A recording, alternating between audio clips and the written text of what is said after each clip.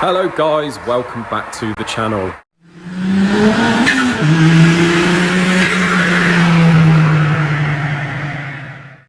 So, just going to give you a little update quickly on the work we've got in the workshop at the moment.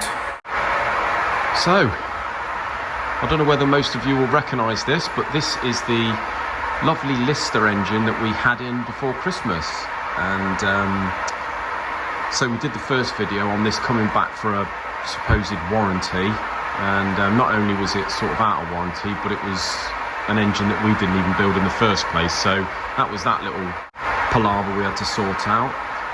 Then we built it, put it almost all together, and found out that the stroke was about, was it something like ½ an inch too short, and the customer had supplied the wrong crankshaft.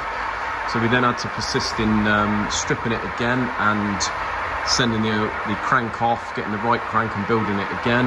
Anyway, total nightmare. Got it all together, sent the guy the bill, which was, to be honest, the bill's very cheap, although I didn't really charge him for building it the second time after he supplied the wrong crank, but he still had a little moan about the bill. Anyway, we've cleared that up. But the next thing is, he's gone to fire it up or get the oil pressure up, and he seems to think that there's no oil pressure whatsoever. Fortunately, he's left all the gubbins on the back, which is obviously, this is a generator. But I do think, fortunately, we can get the sump off without taking all that off. So we're going to get it in the air, get the sump off, and see what we can find. I think John was saying, because I didn't actually put this together, but John was saying that there's a sort of ball valve with a double ball system in there that's something to do with the oil pressure, and if you're not careful when you put it on, one of the balls can fall out into the sump. So that may be what's happened. I'm hoping it's nothing too serious, and I'm hoping to God, fingers crossed, that the guy hasn't run this up with no oil pressure and it's caused damage, because that's going to be another nightmare phone call.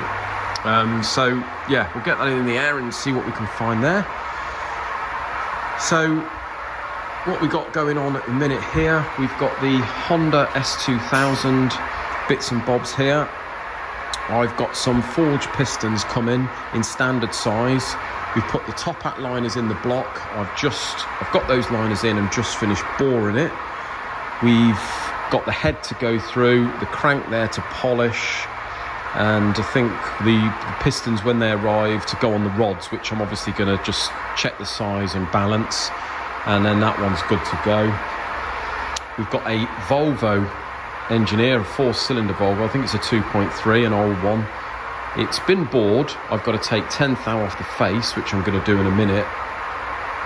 Crank's fine, just got to check it and balance the crank assembly, and check and balance the rods. So that's another one that's just come in. That's off a YouTube watcher, so thank you very much for that.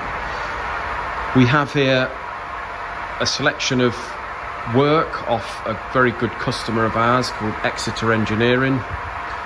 Top lads, Dave and Aaron there. So they periodically bring a big handful of stuff in. Actually, that's theirs, the crank and the head there off the Golf. That's an 1800 Golf GTI. And also there's a Pinto head up there, which is done for them, with the Pinto block down here to be bored and faced. Sorry, down there. We've got, I think we've got a 1275 Metro. Got to unlead the head and go through that, bore it, face it. Obviously sort the crank out, have a look at that. If it needs grinding, we're going to grind it. We've got a V8 crank down there, which, same again, check and maybe grind that. I think the big ends definitely have got to be ground on that.